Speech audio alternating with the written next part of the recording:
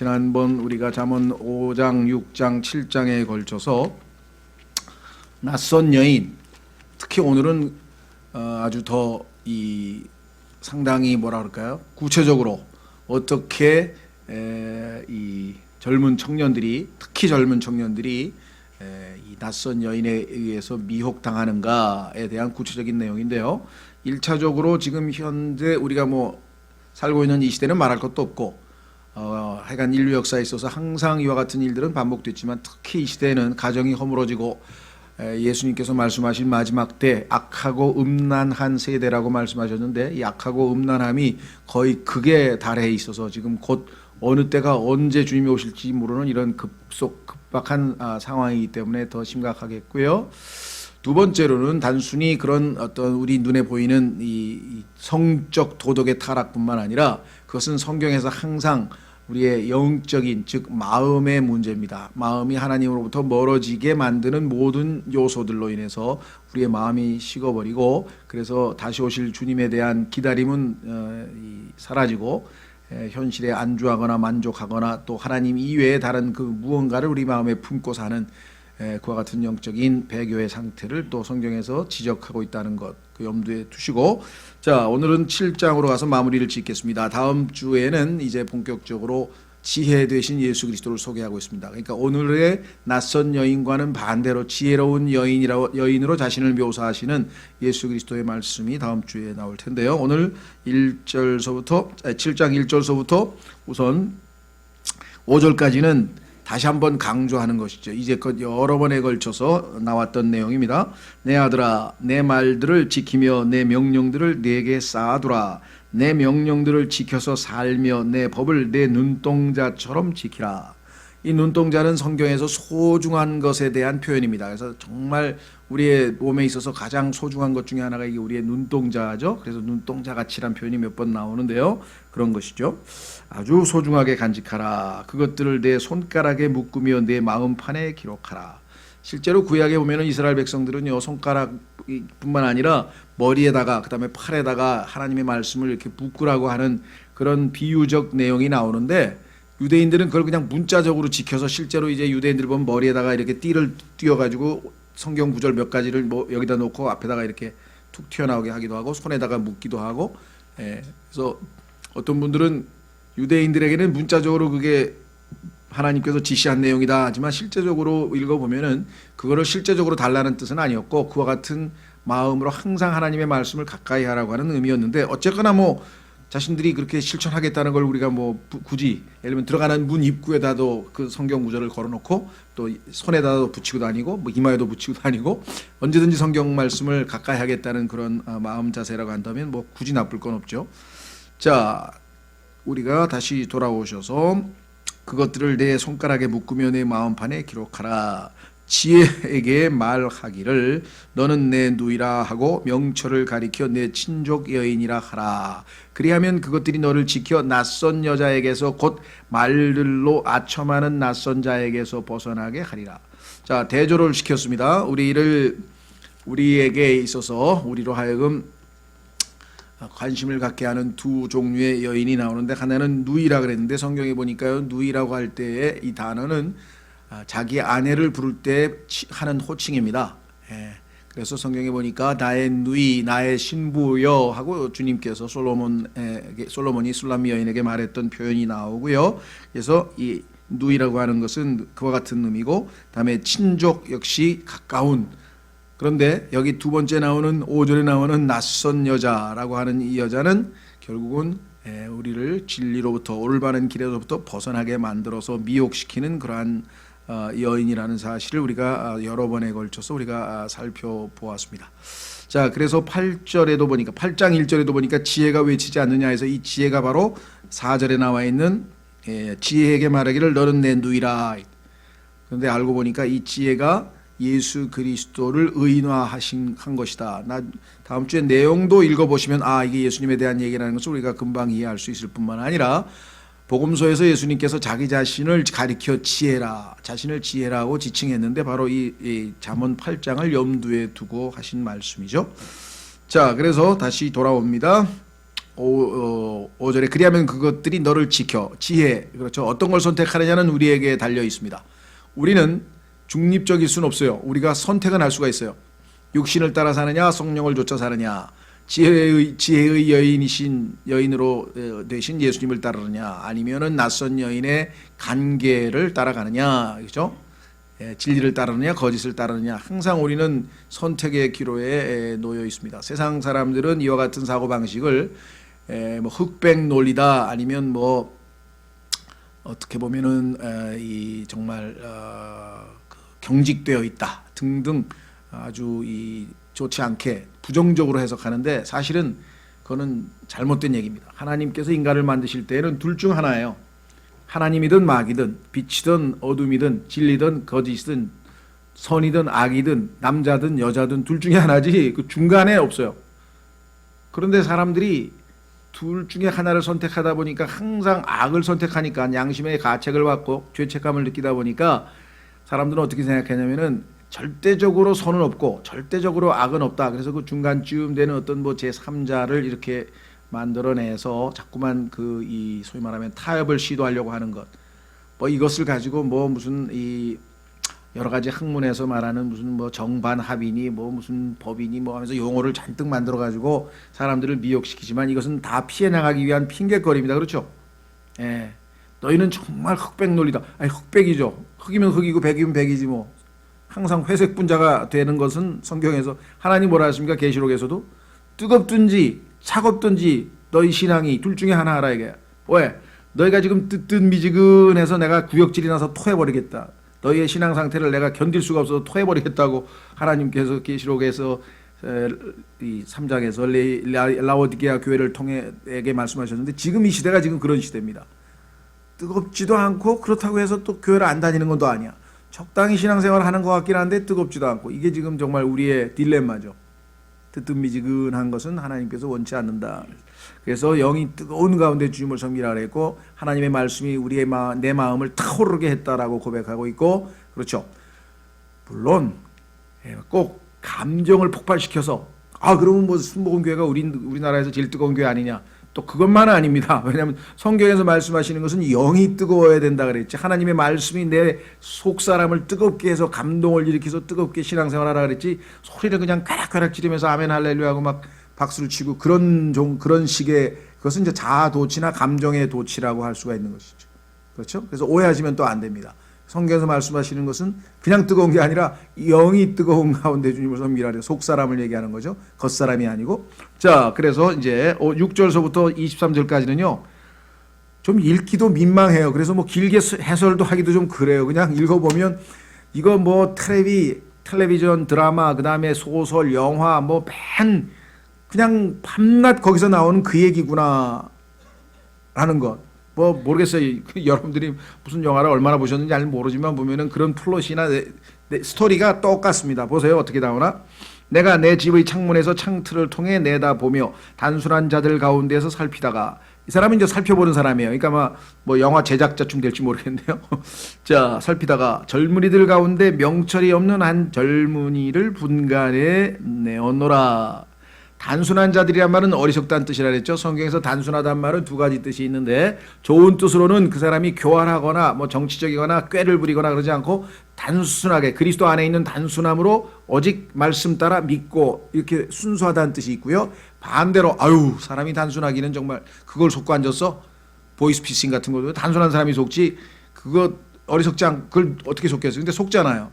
그런 단순함은 또 어리석은다는 뜻인데 여기서는 지금 어리석다는 뜻이에요. 어리석으니까 거기다가 또 명철도 없다 그랬잖아요. 명철도 없으니까 어떻게 되겠습니까? 8절 그가 그녀의 길 모퉁이에 가까이 있는 거리를 지나 그녀의 집을 향한 길로 갔는데 이건 스스로 자기 자신을 시험했네요. 그렇죠? 왜? 자기가 먼저 그쪽 길을 향했어. 방향을 잡았어. 그러니까 이건 뭐 심은 대로 거두는 거죠. 자기 책임이죠. 그래서 이 사람은 스스로 자기가 갈 길을 그쪽으로 방향을 잡은 사람입니다. 그러면 어떤 일이 벌어졌는가 보겠습니다. 그녀의 집을 향한 길로 갔는데 9절 그때는 황혼이 지고 저녁이 되어 어둡고 깜깜한 밤이었노라. 밤에 홍등가를 가면 뭐 그게 뻔한 일이죠. 그렇죠? 밤에 어두룩한데 성경에 보니까 밤이라고 하는 것은 항상 마귀와 연관이 돼 있고 악한 일이 벌어지는 것이고, 그렇죠.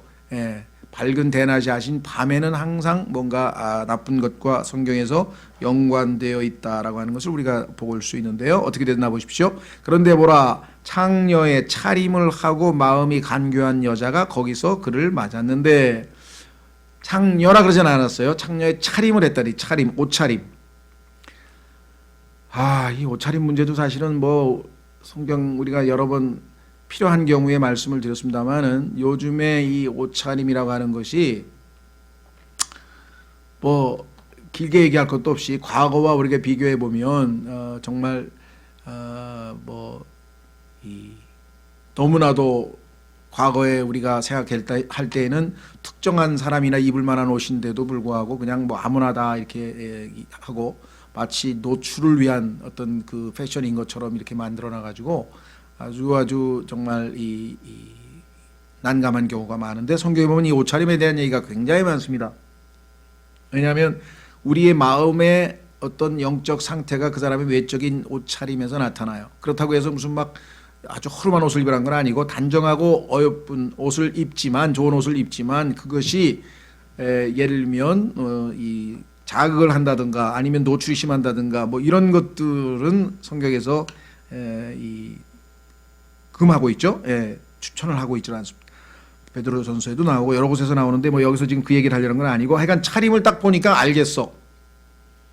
우리나라는 모르겠어요. 이제 앞으로 광화문 백주, 광화문 사거리에서도 이제 그런 옷차림을 하고 어슬렁거리는 여자가 나타날지 모르겠는데, 뭐 서양에 가면은 뭐 그냥 밤에 저녁에 이제 어스름하게 이제 그 가로등 켜질 때쯤 되면은 그냥 거의 이거 무슨 속옷 광고에서나 볼 수 있는 그런 여자가 실제로 어슬렁어슬렁 다니면서 뭐 택시 안에 있는 사람한테 막 눈을 깜빡이기를 안 하나, 뭐 하여간 참, 뭐 여기 뭐야 이거 막 이러는데, 그게 그냥 보편화돼 있어요. 그러니까 예수님께서 지금 악하고 음란한 세대는 사실은 이제 교회 시대가 끝나면서 환란으로 들어갈 때 그 오버래핑 되는 시대인데요.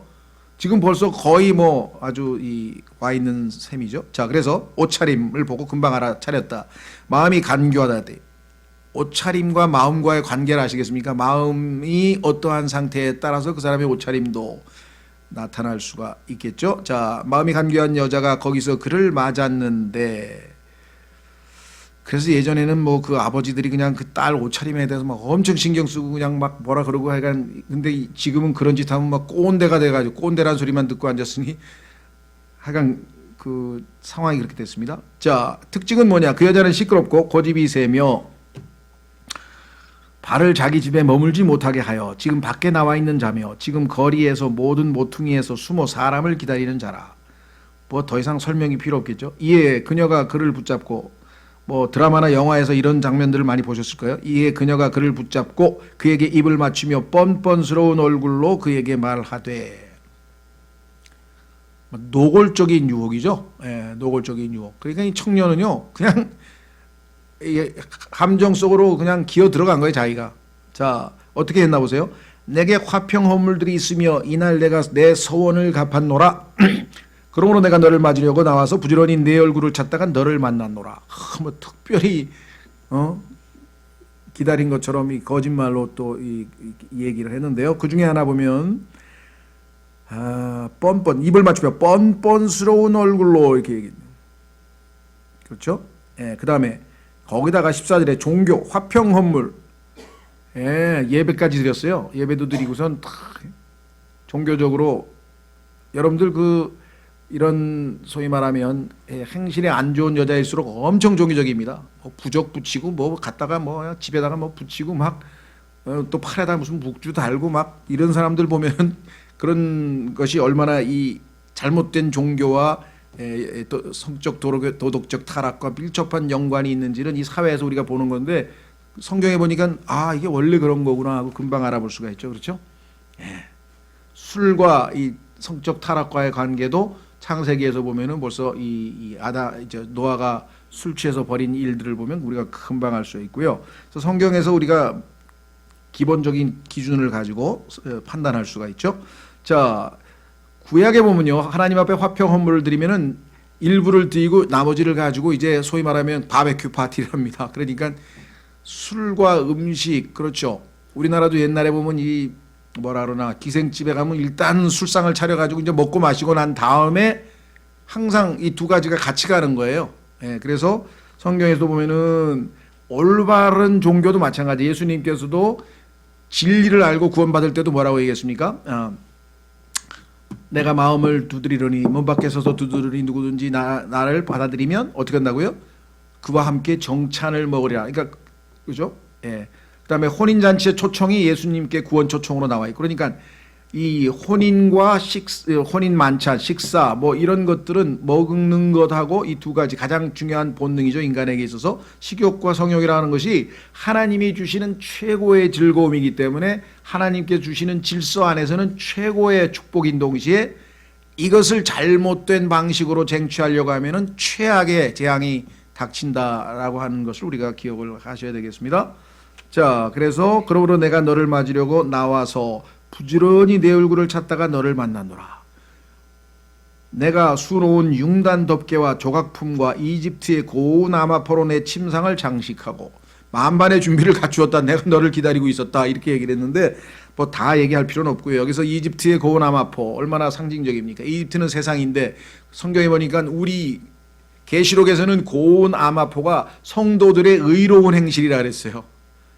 그래서 하나님께 향기로운 기도를 올라갈 때 성도들의 고운 아마포 이게 언급되어 있는데 여기는 이집트의 고운 아마포니까 세상의 고운 아마포니까 소위 말하면 뭐야 육감적이고 관능적이고 아주 어떤 그런 성적인 것을 자극하는 그런 분위기로 쫙 깔아놓은 거죠. 예. 자, 그래서 모략과 알로에와 육개로 내 침상에서 향내가 나게 하였노라.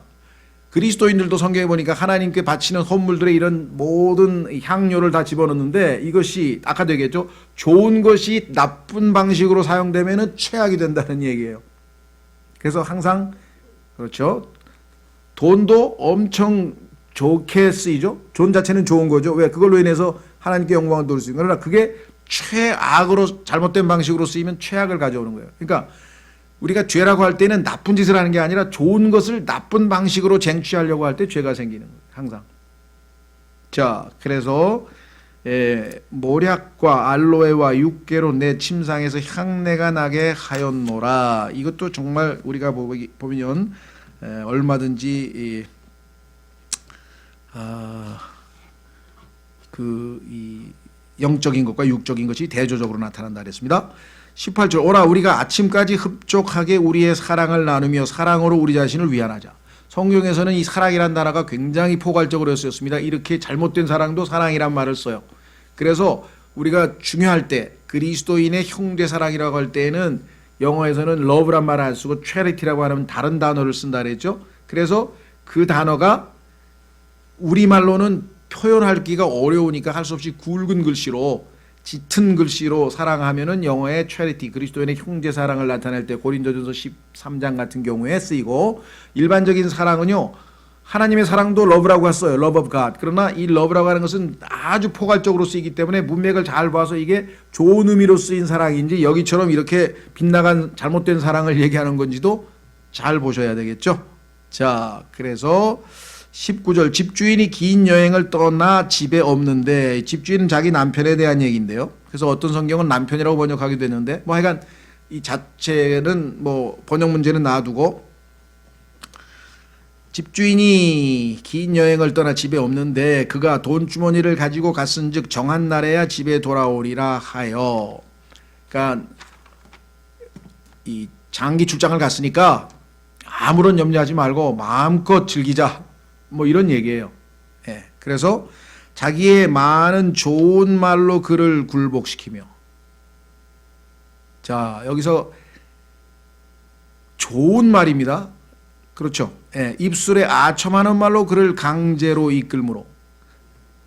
자, 성경에 보니까 이 로마서에도 겉으로는 좋은 말을 하고 언변이 뛰어나긴 한데 하나님의 말씀과는 거리가 먼 그런 이야기를 하는 사람들이 있기 때문에 그런 사람들을 너희가 잘 구별해서 피하라, 조심하라. 자, 확인해 보겠습니다. 로마서 16장. 요즘에 참 뭐 한두 건이 아니니까 뭐 이제 참 뭐 면목도 없다고 얘기하기도 좀 그런데요. 최근에도 보니까 무슨 그 청소년 사역하는 무슨 뭐 목사가 약간이 중고등부 아이들, 특히 중등부 아이들인가요? 그 어린 아이들을 갖다가 이 성추행을 했는데 그루밍이라 그래가지고 상담을 해주잖아요. 이제 그러니까 상담하는 목사니까 찾아오면은 뭐 착하게 예를 들면 뭐 괴롭힘을 당했니 왕따를 해서 신뢰를 얻어서 정말 목사님이 내 상담 통해서 내가 많이 위로를 얻었다든가 뭐 기도를 해줬다든가 이렇게 해서 어느 정도 신뢰를 쌓은 다음에 이제 마음이 이제 이렇게 신뢰감이 쌓이면 풀어진 상태에서 이제 접근해 가지고 이제 성추행을 하는 아주 이건 최고로 아주 죄질이 나쁜 그런 성범죄를 지금 저지른 사람이 있는데 이게 뭐 요즘에는 목사뿐만 아니라 이 학교 선생님도 또 그런 방식으로 그러니까 나쁜 방식으로 하는 게 아니라 이제 고도의 이 수법을 써서 그루밍이라고 그래가 잘 길을 들여서 신뢰하게끔 만들어 놓고 아무것도 모르는 사람 아이들을 그렇게 추행하는 일들이 벌어졌는데 성경에도 보니까 마귀가 우리를 대할 때에는 빛의 천사로 다가와서 달콤하게 얘기하지 그래가지고 나중에 가서 가보니까 이상한 데네 보니까 신천지 뭐 한상홍 그렇지 처음에 갈 때부터 그 정체를 드러내면 누가 가겠어요. 속인다 이거죠. 들어보면 그런 것 같은데 이렇게 됩니다. 그러니까 굉장히 조심해야 돼요. 특히 마지막 때에는 속임수가 어마어마하기 때문에 예수님께서 종말에 관해서 첫 번째 제자들에게 하신 말씀은 속지 말라. 속지 말라. 많은 사람들이 내 이름으로 온다. 속지 말라. 하나님의 말씀을 정확하게 잘 배워두어서 우리가 딱 이거 아니다 이렇게 바로 알아야죠. 그러니까 어떤 분들은 그러면 또 이단에 대해서 우리 많이 공부를 해야 되잖아요. 그런 사람도 있어요. 그럴 필요 없어요. 이단에 대해서 공부하면 이단이 한두 개입니까? 어마어마하게 많죠. 이단을 대처하는 방법은 딱 하나예요. 뭐냐면 성경을 정확하게 잘 알면 이단의 대처가 되는 거예요. 왜? 성경대로 아니네. 금방 알 수 있죠. 제가 말씀드렸죠. 실제로 위패 가짜 돈 있죠. 위패 감별사는요. 위패에 대해서 몰라요. 진짜는. 그러니까 위패를 연구하는 게 아니라 진짜 화폐를 알아. 그래서 딱 만지면 진짜 화폐가 아니야. 그럼 다 가짜야. 그래서 진짜를 잘 아셔야 돼요, 여러분이. 정확하게 교리를 잘 알면요, 무슨 여호와의 증인은 무슨 특징이 있습니까? 몰몬교는 무슨 특징이 있습니까? 그거 다 일일이 알 필요 없습니다. 물론 필요한 경우 조금 알아두면 나쁠 건 없지만 정확하게만 하면 이거 성경하고 다른데? 이거 아닌데? 그러면 빨리빨리 우리가 제껴놓으면 되겠죠. 자, 로마서 16장 보십시오. 뭐라고 얘기를 했나? 로마서 16장 보면은 17절에 성경에서는 성령께서 하나 되게 하신 것을 힘써 지키라 그랬는데 여기서는 갈라서라 그랬으니까 이게 뭔가 하나됨을 지키기가 어려운 경우가 더러 있죠. 여기 어떤 사람이냐 한번 보세요. 로마서 16장 17절 형제들아 이제 내가 너희에게 간청하노니 너희가 배운 교리에 역행하여 교리는 제대로 배웠는데 행동은 반대로 행동한다. 이거 곤란한 얘기죠. 분쟁을 일으키거나 실족하게 하는 자들을 주목하고 그들을 어떻게 하라 그러냐 이게. 피하라 돼. 그런 사람하고 교제하면 안 된다. 그런 자들은 우리 주 예수 그리스도를 섬기지 아니하고 자기 배를 섬기며 이거 아시죠? 배. 이게 신이야. 자기 배가 신이야. 다시 얘기하면 돈이 신이죠. 돈. 나중에 만몬하고 다 연결되는 거죠. 자, 그래서 자기 배를 섬기며 그런데 이 사람들에게 왜 속을까요? 너무나 좋은 말을 해. good words. 좋은 말. 그 다음에 빼어난 말솜씨로 딱 들으면 뭔가 그럴싸해요. 그래서 쉽죠. 속죠. 순진한 자들의 마음을 속이려니라. 자, 다시 자본으로 돌아와서 이제 이와 거짓 종교들도 우리를 그렇게 속일 수가 있습니다. 게다가 아주 안심까지 시켰네. 어떻게 안심까지 시켰냐? 21절에 자기의 많은 좋은 말로 그를 굴복시키며 자기 입술에 아첨하는 말로 그를 강제로 이끌며 진리를 끌려갔어요. 그래서 어떻게 되는가? 소가 도살장으로 끌려가는 것처럼 끌려갔어. 그가 마치 소가 도살장으로 가는 것 같이 혹은 어리석은 자가 교정을 받으려고 착고로 차러 가는 것 같이 즉시 그녀를 따라가는도다. 끌려갔다.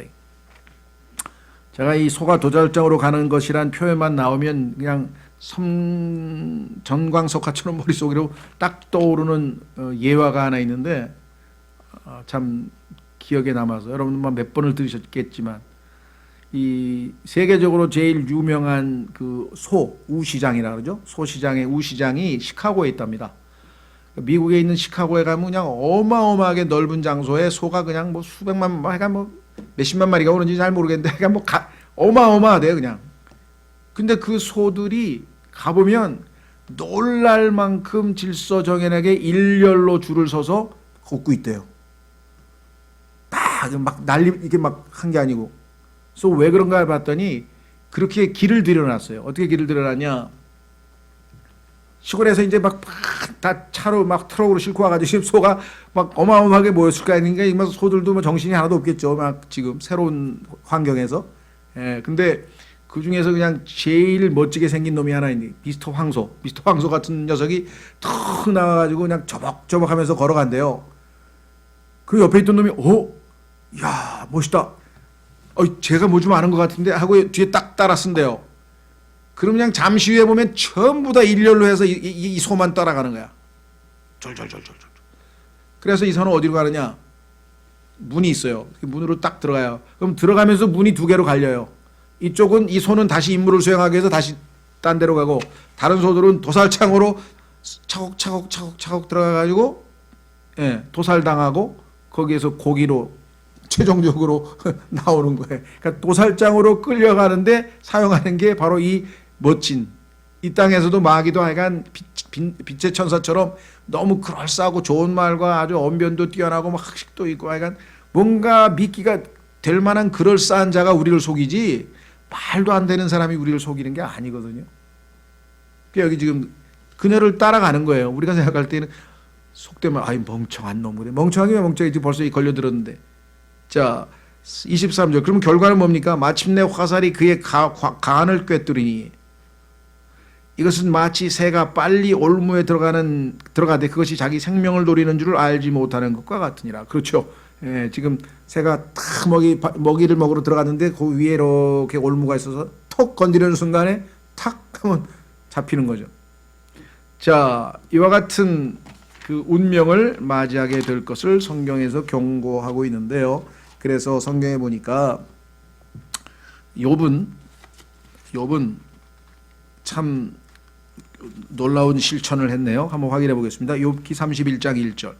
성경에서 이와 같은 것을 대비하기 위해서 우리에게 보여주는 여러 가지 구체적인 예가 있는데, 예를 들면 욥이 그런 사람입니다. 욥은 인간에게 있는 이러한 본성이 잘못하면 얼마나 육신적으로 잘못된 길로 자기를 인도하는 줄을 알았기 때문에 이렇게 이야기를 했습니다.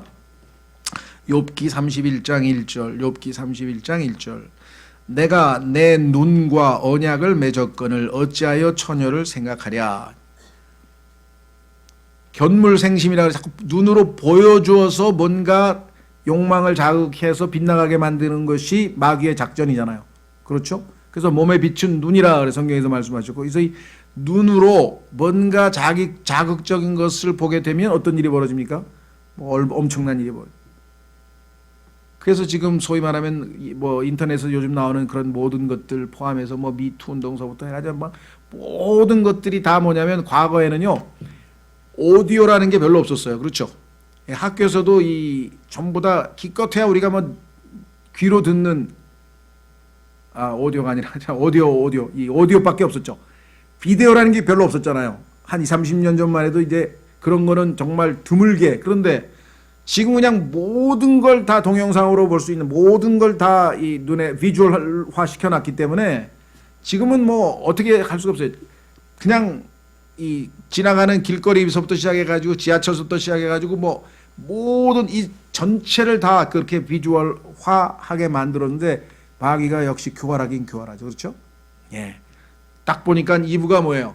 선과 악의 지식의 나무를, 하나님이 지식의 나무를 먹지 말라 그랬는데, 본즉, 보는 순간에 이미 벌써 쳐다보는 순간에 걸려들어서 마음을 빼앗겼죠. 아칸도 바벨론제 금덩어리하고 그 아름다운 비단 옷을 보니까 보는 순간에 걸려들었죠. 그렇죠? 성경에 보니까 다 그래요. 다윗도 뭐예요? 보지 말아야 될 것을 본 거죠. 여인이 목욕하는 모습을 보고 걸려들었죠.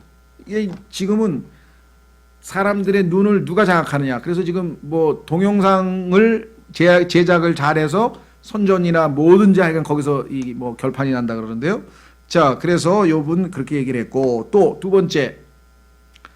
번째는 욥과 비슷한 이름인데 요셉이네. 요자 들어가는데 요셉은 상황이 딱 발생한 순간에 뭐야? 하나님에 대한 두려움 때문에 하나님께 죄를 짓지 않게 하기 위해서 그 순간에 어떻게 지혜롭게 행동했습니까?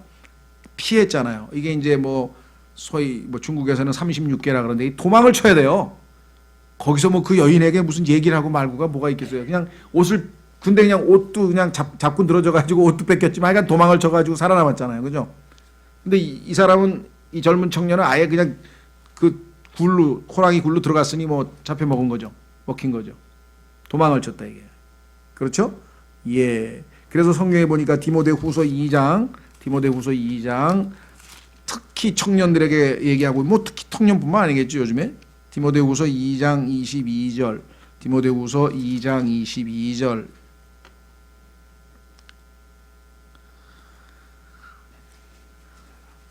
또한 청년의 정욕을 피하고 오직 순수한 마음으로 주를 부르는 자들과 함께 의와 믿음과 사랑과 화평을 따르라. 어떤 사람들과 교제하느냐? 교회 안에서 순수하게 하나님 말씀을 따르고 순결한 삶을 살고자 하는 사람들과 같이 지내면 훨씬 더 자기를 지켜낼 수가 있겠고, 그렇지 않고 아무리 신앙이 좋아도 일주일 내내 세상 친구하고 같이 어울려가지고선 다니다 보면은 그게 웬만한 신앙 아니고는 지켜내기 어렵습니다. 무너지죠. 예. 자, 그래서 우리는 다시 돌아와서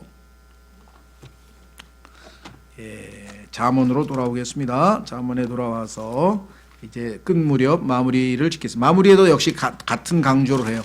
자, 뭐라고 얘기를 하나 한번 보십시오. 7장 23절까지 우리가 봤죠? 7장 23절. 24절. 그런즉 자, 지금까지 충분히 납득할 만한 설명을 했으니 그런즉 어떻게 해야 되겠냐? 오 자녀들아, 너희는 이제 내 말에 귀를 기울이며. 솔로몬도 이게 지금 직접적으로 솔로몬이 쓴 거 아니겠습니까? 그럼 솔로몬도 실패한 걸 우린 잘 알잖아요. 솔로몬도 지금 실패했던 경험이 있었잖아요. 내 입의 말들의 주의를 기울이라. 내 마음이 그녀의 길들로 기울지 않게 하고. 그래서 마음을 지키라고 4장 23절에서 말했잖아요. 마음을 잘 지키지 않으면 어느 순간에 마음을 빼앗겨 버린다. 그냥 마음을 빼앗기 위해서 지금 막 온갖 수단을 동원해 가지고 막 광고를 하고 막 무슨 뭘 하여간 어떻게 해서든지 하여간 마음을 장악해서 빼앗으려고 하는 지금 시도가 있죠. 그녀의 행로들 안에서 길을 잃지 않게 하라. 믿음의 창시자의 완성자이신 예수님을 바라보자. 초점이 예수님에게 딱 맞춰져 있으면은 가다가 똑바로 가면 되잖아요. 그죠? 네, 옆에 있는 거 안 보면 되는데. 여러분들 과거에 어떤 사형수가 이제 사형을 당하게 됐는데 왕이 사형당하기 전에 한 가지 네가 실행을 하면 사형을 면하게 해주겠다. 그게 뭐냐 했더니 머리 위에다가 물잔을 딱 얹어놓고 왕이 있는 재판하고 있는 그 궁궐을 한 바퀴 돌라 그랬어요. 그래가지고 한 바퀴 쫙 돌고 왔는데 진짜 물 한 방울 안 떨어뜨리고 돌아와서 왕이 물어봤어. 그게 뭘 봤느냐? 아무것도 못 봤습니다. 협회를 아무것도 못 본 거야. 똑바로 하늘만 바라보고 계속. 그렇죠. 예, 자, 그래서 길에서 길을 잃지 않게 하라. 그래서 우리가 구원받지 못한 사람을 성경에서 lost라고 하는 말을 써서 길을 잃어버렸다. 그렇죠. 그 유명한 존 뉴턴이라는 노예 상인이 구원받고 나서 쓴 찬송가 Amazing Grace라고 하는 찬송에도 보면 I was once lost. 한때 나는 길을 잃어버려서, 그죠? 하늘나라 가는 길을 우리는 the way, 길이신 예수님을 만났으니까 그 예수님을 따라서 예수님과 함께 하늘나라로 가지만 그는 길을 잃어버린 상태에 있다가 드디어 이제 길을 찾게 됐단 말인데요. 여기서 지금 잃지 않게 하라. 그녀가 많은 사람들을 상하게 하여서 내던졌나니. 정말 소위 말하면 성적인 문제로 음행, 간음 뭐 이런 걸로 인해서 패가 망신한 사람은 뭐 인류 고금의 뭐 동서양을 막론하고 역사적으로 뭐 셀 수도 없이 많잖아요. 많은 사람이 됐죠. 참으로 많은 강한 남자들이, 아무리 강하면 뭐해, 미인기에 걸려들면 뭐 꼼짝없이 당하는 거예요. 이런 예도 뭐 많이 있죠. 역사에도 많고 드라마에도 많고 뭐 소설에도 많고. 그녀로 말미암아 죽임을 당하였느니라. 그녀의 집은 지옥에 이르는 길, 곧 사망의 방들로 내려가는 길이니라. 자, 그래서 이제 다음 주에는 그 여인과는 정반대되는 다른 여인이 있어요. 그게 아까 4절에 지혜에게 말하기를 너는 내 누이라. 지혜를 누이로 삼는 거예요. 지혜를. 그 다음에 명철을 내 친족 여인, 뭐 가까운 친척이죠. 반대로 낯선 여인은 하나님의 가족에 속한 자가 아닙니다. 여기서 지금 친족이라고 할 때는 우리가 성경에 보면 하나님의 가족, 하나님의 집안 사람이라고 했을 때 그 바깥에 있는 사람들을 이야기하고 있죠. 자, 그래서 다음 주에 우리가 보겠지만 한 구절만 읽고 대조적인 것 한번 확인하고 넘어가겠습니다. 자, 6절 보십시오. 들으라, 내가 뛰어난 것을 말하리라. 내 입술을 열면 올바른 것들이 나오리라. 아까는 21절에 그럴싸한 좋은 말로 굴복시키고 아첨하는 말로 강제로 끌고 갔는데 이번에는 올바른 것들이 나오리라. 7절 내 입이 진리를 말하느니 사악함은 내 입술에 가증한 것이로되 내 입의 모든 말은 의로움 가운데 있으므로 그것들 속에는 비뚤어지거나 뒤틀린 것이 없나니. 이제 9절이 답입니다. 깨닫는 자에게는 그것들이 다 명백하며. 성경에서요, 물론 어려운 부분이 많이 있습니다. 그러나 하나님께서 자신의 이 목사와 교사라고 하는 은사를 선물을 주셔서 그가 하나님의 말씀을 잘 성경으로 비교해서 강론하면 여기 나와 있는 것처럼 깨닫는데 어렵지 않아요. 왜? 성령께서 딱 우리의 영을 맑게 해주고 생각을 맑게 해주면 아, 그렇구나, 그 맞는 말씀이네 하고 딱 깨달아져요. 그런데 무슨 말씀인지 잘 모르는 이 경우에는 명백하지가 못했다는 얘기죠. 그러면 깨닫지 못했다는 얘기죠. 깨닫는 자에게는 성경은 다 명백하다 그랬어요. 이게 어려운 게 아니라 명백하고 플레인이란 단어인데, 지식을 얻는 자들에게는 올바르도다. 아, 하나님 말씀이 옳고, 그러면 내가 만약에 하나님의 말씀에 어긋나면 나는 잘못됐으니까 바로 잡는 거잖아요. 그래서 성경이 주신 목적 중에 하나가 우리를 책망하고 바로 잡아줘서 그 다음에 의롭게 살도록 그렇게 한다고 성경의 말씀을 했죠.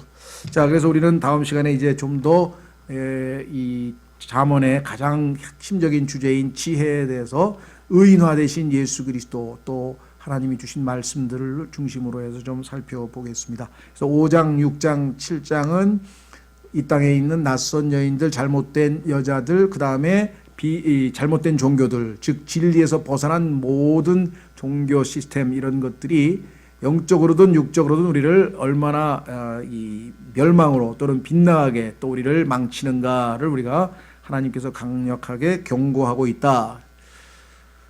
주변에 있는 친구들에게 사실 이런 이야기를 하기는 쉽지는 않지만요, 그런데 빠진 사람들에게는 최소한도 경고의 말씀 우리가 해주는 게 좋겠죠. 그렇죠? 예, 그래서 히브리서 11장에도 뭐라고 했습니까? 분명히 결혼은 하나님께서 가장 존중하시는 거기 때문에 침소를 더럽히는 자들은 하나님이 심판하신다, 이렇게. 근데 그것도 뭐 완전히 무시하고 그냥 아무렇지도 않잖아요, 지금 상황이. 그래서 그런 것들에 대한 어떤 찔림을 주기 위해서도 여러분들이 필요한 경우에는 성경을 여러분들이 인용해서 또는 직접 이렇게 펴서 좀 보여주는 것이, 성경에서는 이만큼 이 문제에 대해서 단호하고 엄격하다, 이런 얘기를 좀 하시는 게 좋을 것 같습니다. 예, 오늘 이 시간에 여러분과 제가 오늘 주신 말씀을 통해서 주님, 이러한 낯선 여인, 잘못된 종교로부터 저를 지켜주시고 오직 진리이신 주님을 따라 지혜롭게 이 땅에서 믿음으로 살아갈 수 있도록 도와주십시오. 기도하겠습니다.